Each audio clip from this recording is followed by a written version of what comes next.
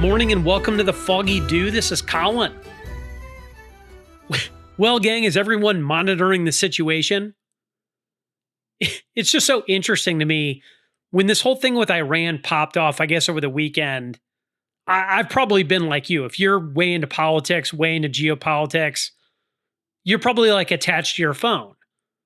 And I would imagine you're probably a lot like me. Like I'm scrolling my phone every chance I get to try to find the newest tidbit, to try to find the newest video, the latest piece of information that I can shove in my brain about the insanity that we're witnessing. So I guess let me just kind of start at the beginning. First off, thank God for our men and women in uniform. Thank God for our military. These people in uniform, our military keeps us safe. They are the best among us and we owe them everything. I guess that's first. So let me just clear the field right there. Thank God for our military. I guess secondly, you might be asking yourself why it took till Wednesday for the Foggy Dew to put out an episode. I want to apologize for the delay. On top of everything else going on with Iran, I had a bunch of immediate family issues that I've been attending to. My mom is the 11th of 12 children. So my mom is almost 80 years old, which means what? It means all of my mom's siblings are older. Well, you can imagine that siblings that are like 80 plus years old, they're having a variety of health issues. Well, it gets really challenging because now it's kind of the generation beyond them. We kind of have to do all the hard work with that. So the last few days I've been dealing with some family issues that have kind of taken me away from writing show. Plus it's, everything with Iran, it's so crazy. But I've just been very, very busy dealing with family stuff and then trying to provide good content. So my hope is, and I guess hopefully I phrased that correctly or said it correctly so you understand where I'm at, but I hope to get back to a regular cadence next week. And I guess you could say I'm monitoring multiple situations. That being said, I've gotten a lot of text about like what's going on in Iran. What do I think about it? And look, it's really hard to come up with a cogent understanding of what's going on to where I can relay my thoughts on it. And why is that? Why is it really hard to talk about it? There is a fog of war that happens. Immediately when this thing came out, you have all these people that are posting on X, and they're not trying to get it right, they're trying to get it first.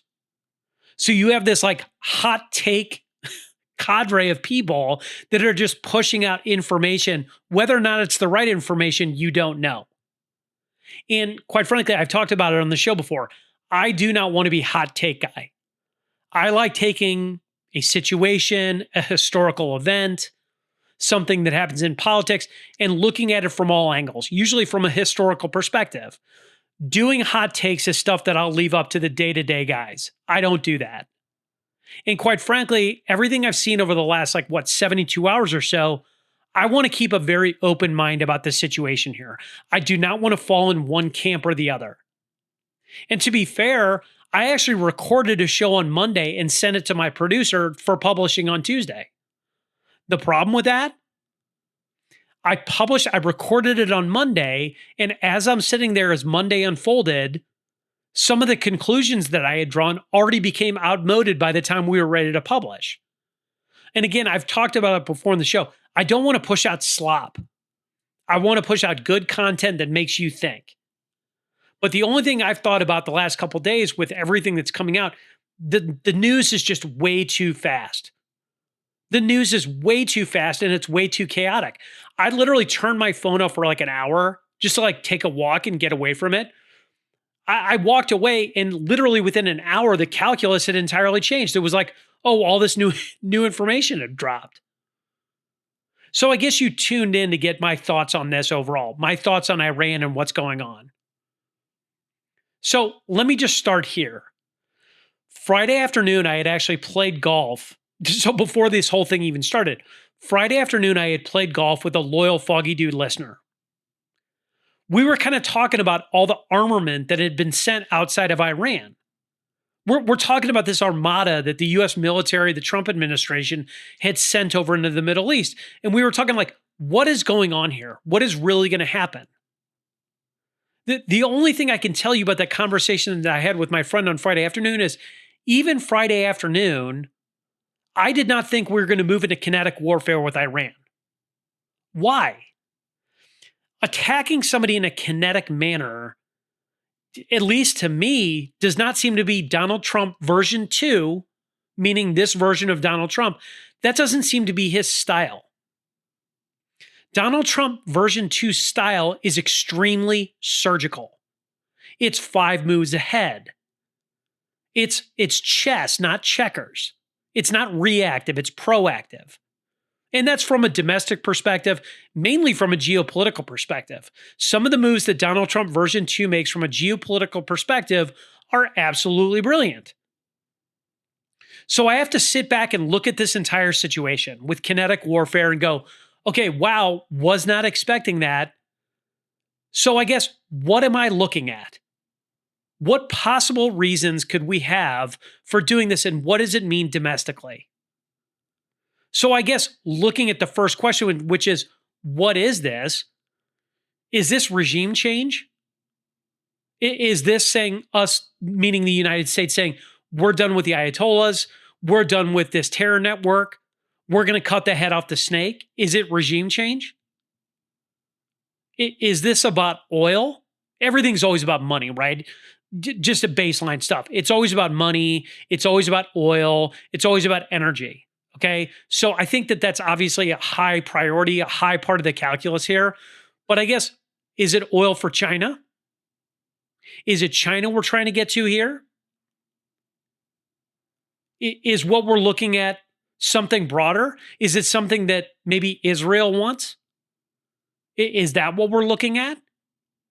Is Israel leading the United States down a primrose path here in Iran?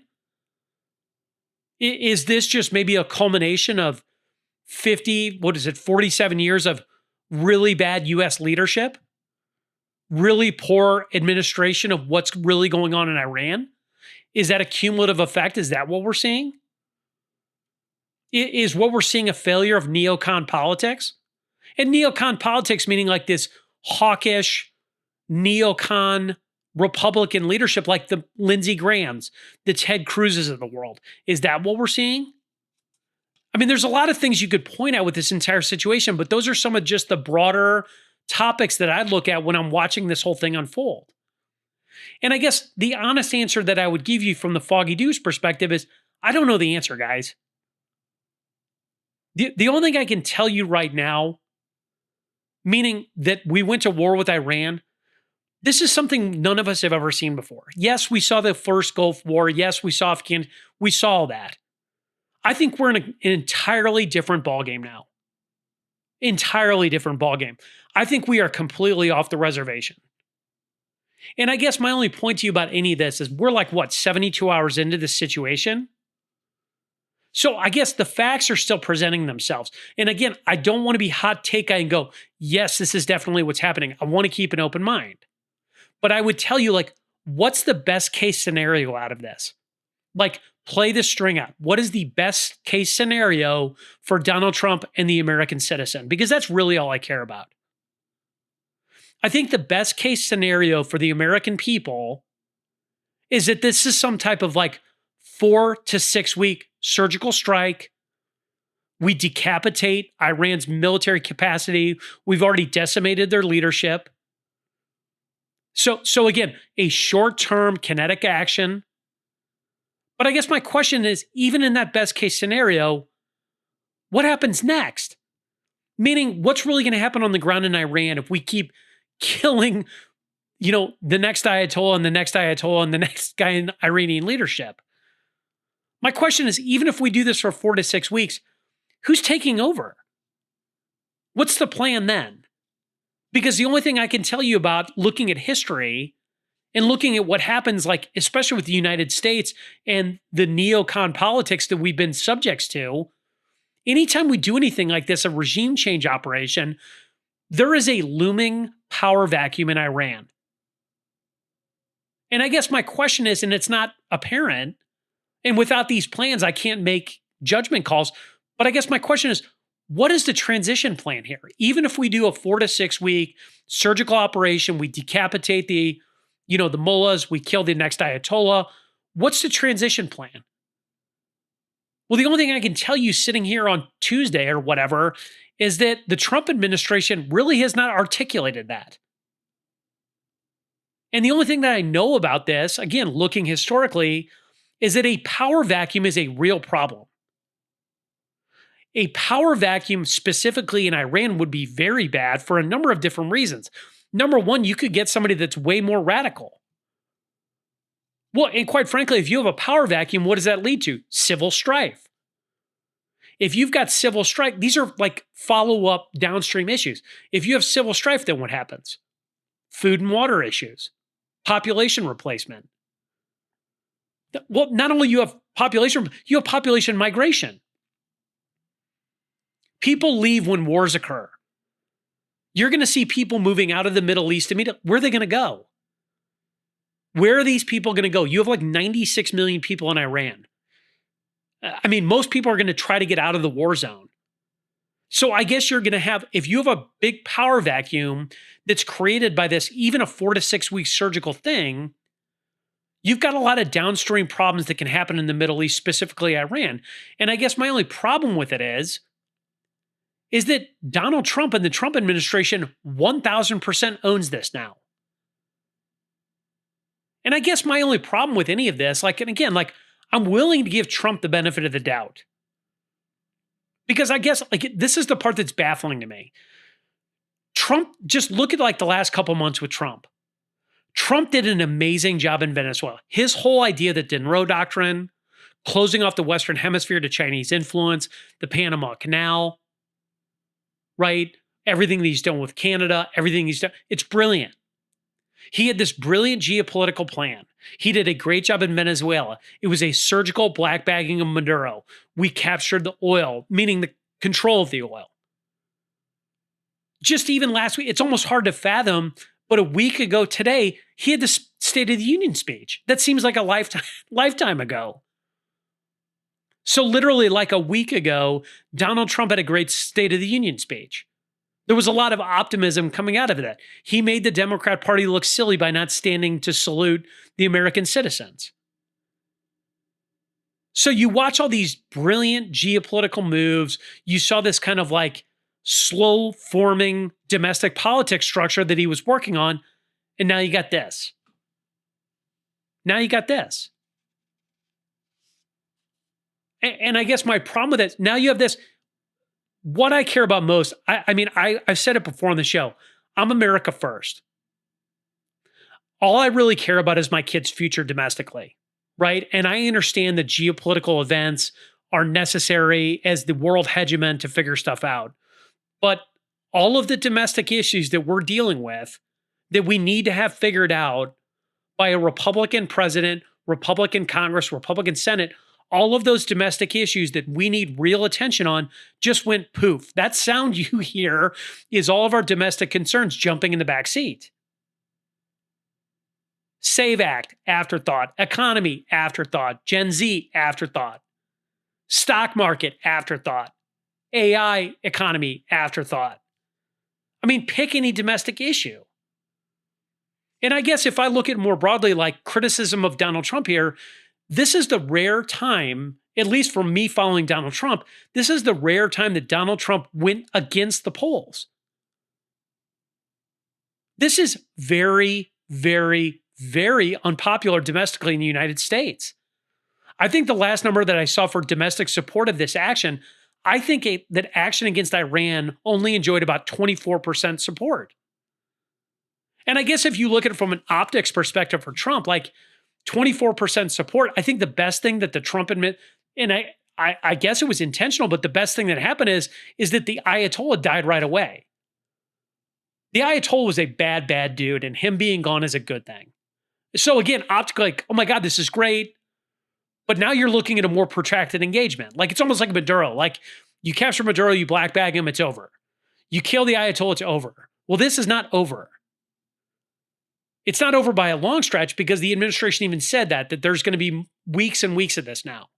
And I guess my only point with that is if this goes further than 4 to 6 weeks, that 24 is going to get a lot thinner. A lot thinner. People are going to be abandoning this ASAP. Because there is no broad support domestically with all the issues that we have in America for us to be bombing Iran at this particular moment. And I think a big part of that calculation domestically, and I don't think you can ignore it any longer.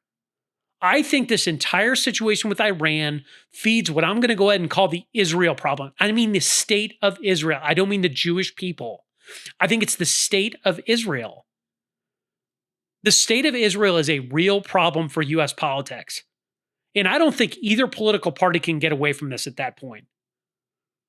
And I guess my question is, how involved are we here with Israel and what Israel wants? And I guess my question is, when I look at this particular situation with Iran, is how influential was Israel in this entire decision for us to attack them? To the best of my understanding, is that Israel had approached the Trump administration and said, hey, we're going to do this, you better get on board. And I really don't quite understand. Like, I'm not going to go too far into this, but I think it's very interesting that Bibi Netanyahu went to the Trump administration 7 times since Trump's inauguration. 7 times. And immediately, where's Bibi Netanyahu? Bibi Netanyahu's on Fox News. The same Fox News that sits around with the slogan, Israel's our best ally. Israel's our only ally in the Middle East. Israel is our friend. All the other stuff. And again, I have no issue with Israel.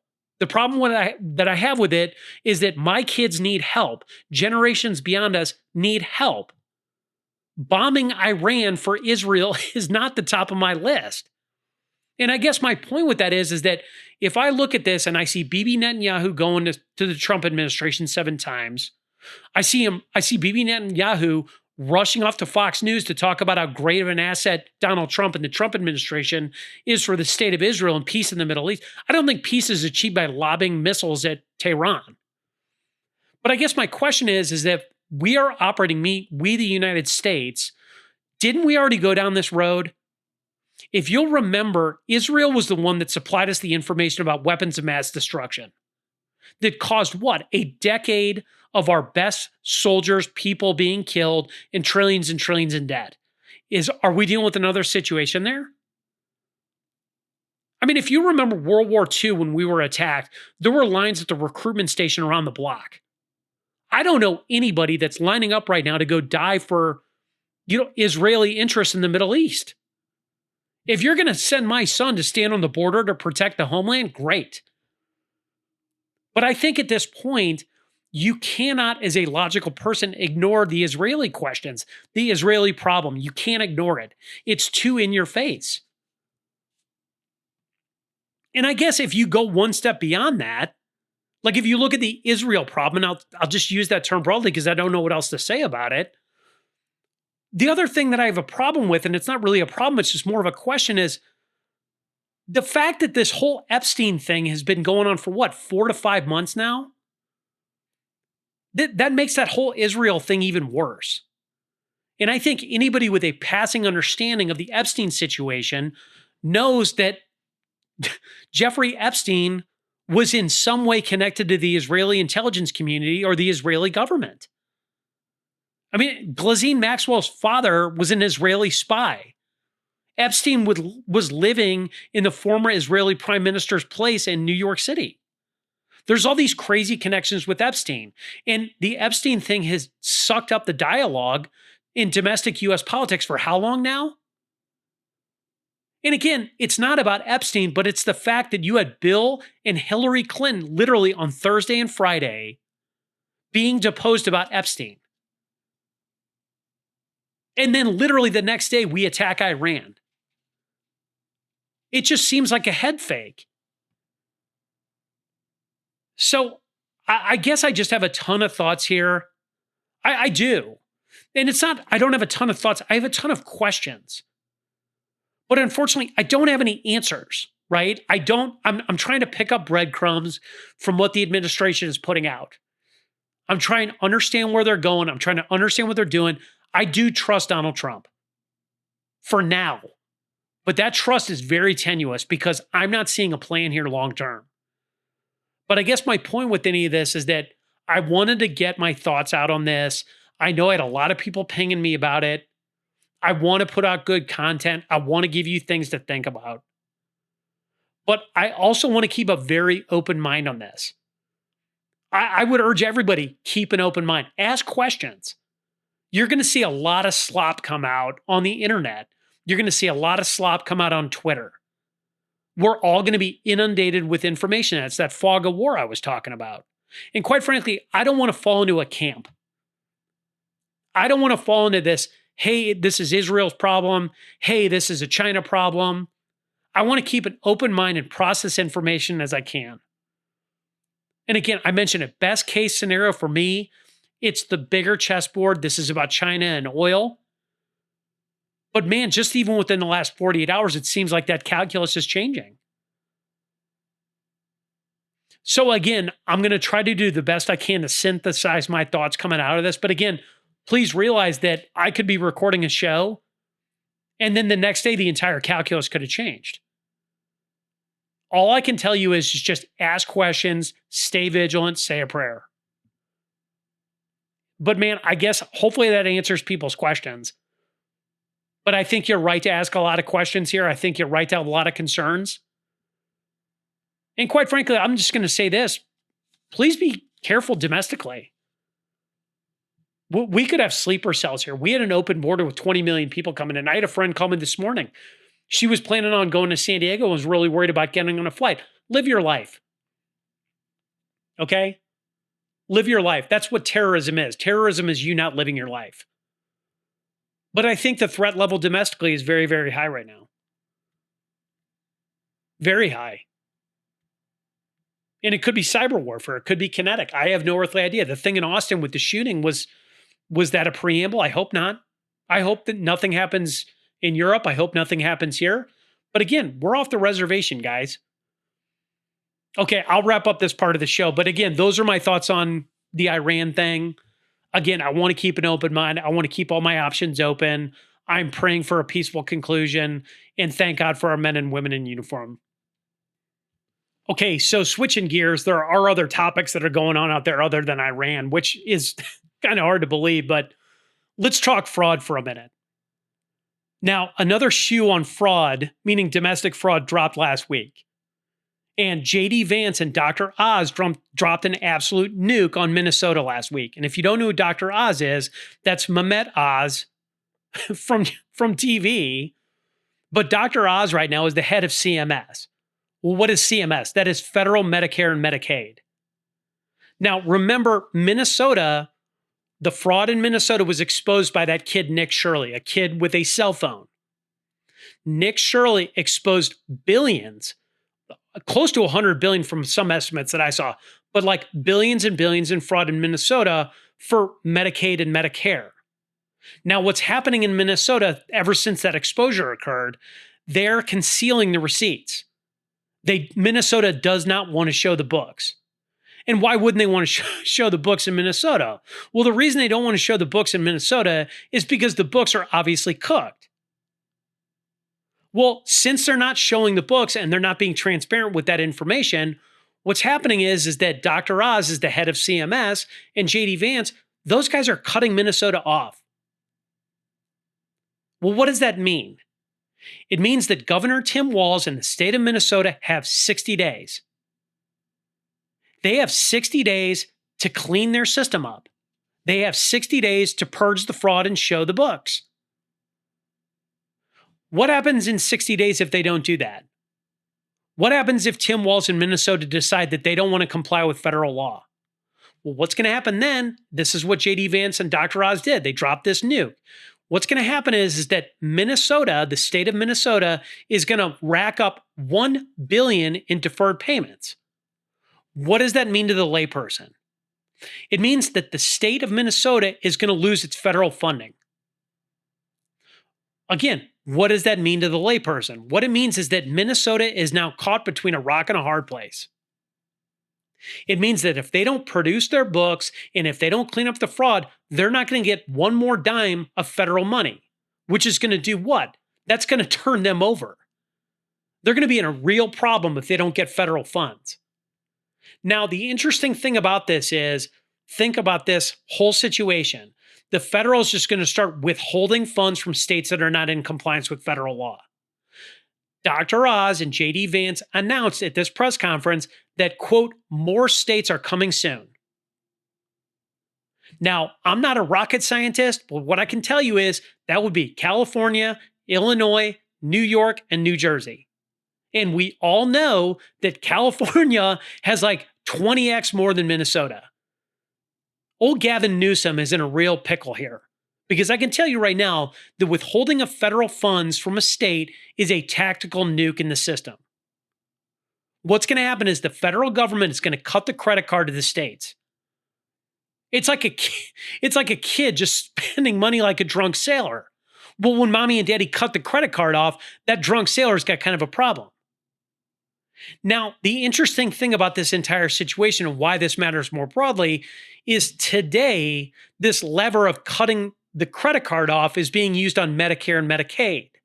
But what I would tell you is this lever, this methodology of cutting federal funds off, it's going to be used elsewhere.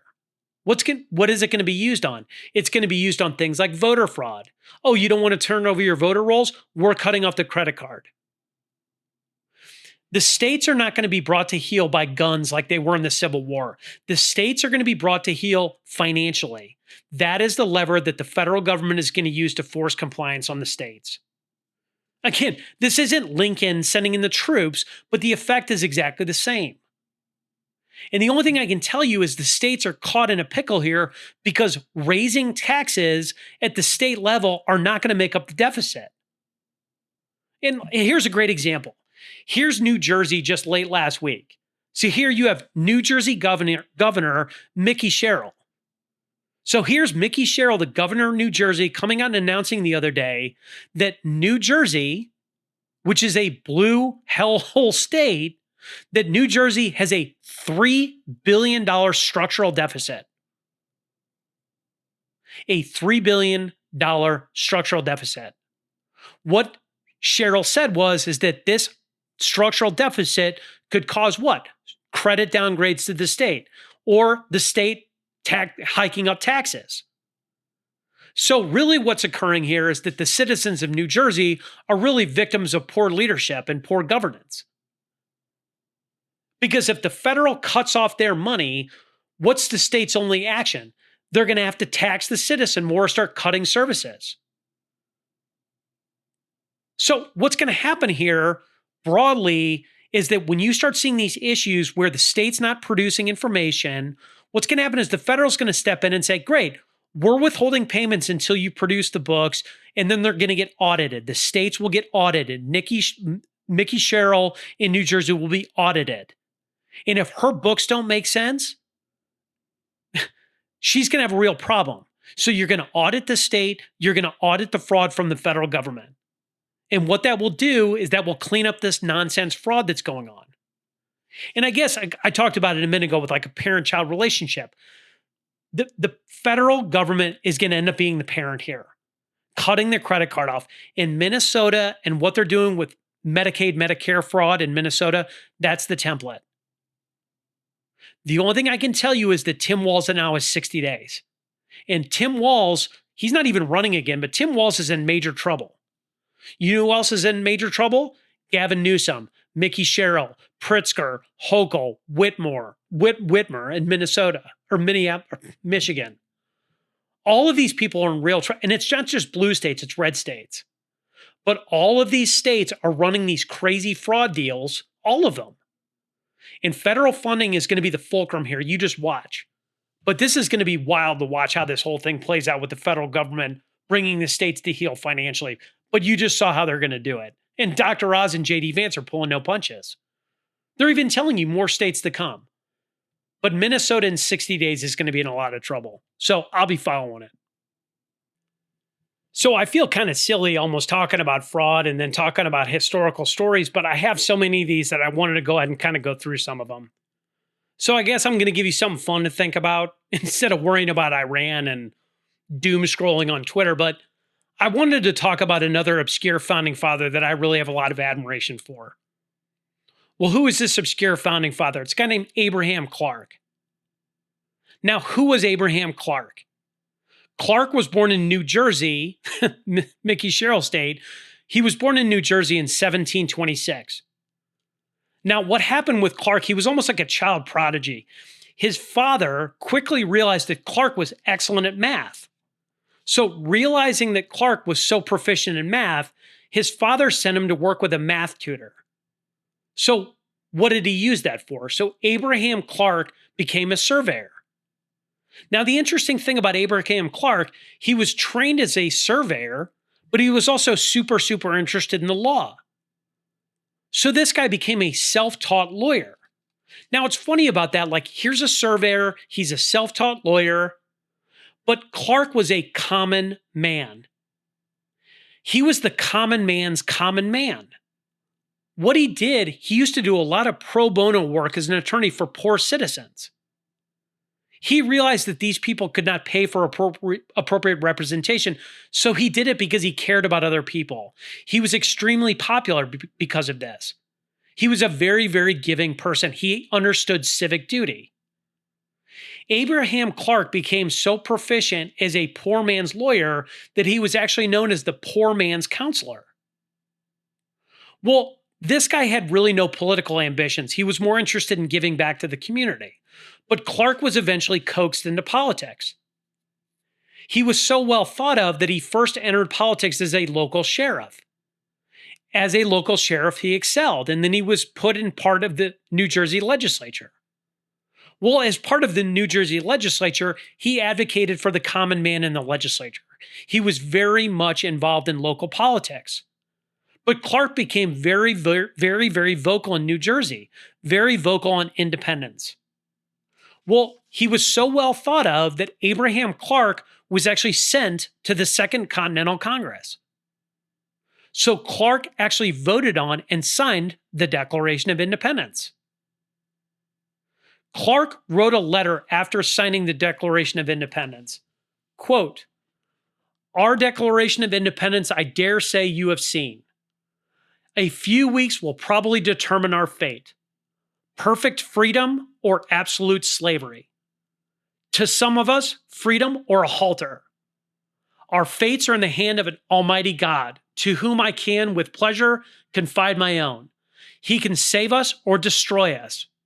His counsels are fixed and cannot be disappointed, and all his designs will be accomplished." End quote. Clark added later in this letter, "We can die here but once." Now, it's interesting. Clark was one of the older signers of the Declaration of Independence. He was actually 50 years old when he signed. But he knew even at 50 years old that signing the Declaration of Independence could end his life as an insurrectionist or a traitor to the crown. He knew that he could be killed for this. He later wrote after signing that, quote, "Perhaps our Congress will be exalted on a high gallows," end quote. Now, it's interesting, being an older guy, Clark actually remained in Philadelphia throughout the war. This man was not just giving of himself. Two of his sons were actually in the Continental Army. The British knew exactly who this family was. So two of his sons are in the Continental Army. They were captured as revolutionaries. Now, his two sons, Clark's two sons, were actually put as prisoners of war on a prison ship, the HMS Jersey. Now, again, the British knew exactly who these boys were, and these sons were treated horribly as POWs. They were actually fed for almost 2 years through a keyhole. The HMS Jersey, if you ever want to look at how it was a horrible experience for anybody that was on it, any prisoner of war. It was as bad as like Camp Anderson in the Civil War. It was terrible. But the sons were eventually released as the war concluded. Now, it's interesting, after the United States won its independence, Clark was invited later to the Constitutional Convention. It's interesting because he was too sick at that point to attend, and he actually died shortly after. Now, you might be asking yourself, why does Clark really matter? Well, what did he really do? Okay, so he had a couple sons. He wrote a couple nice letters.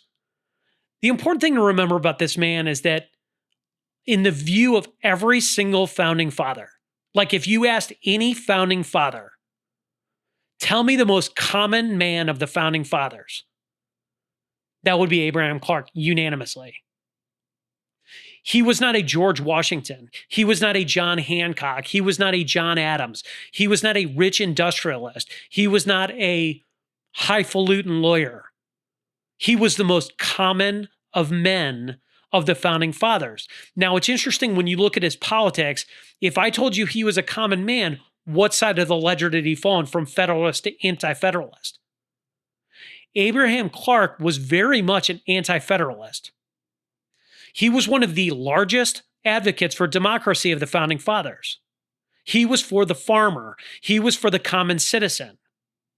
He believed deeply in the farmer. He believed deeply in the mechanic.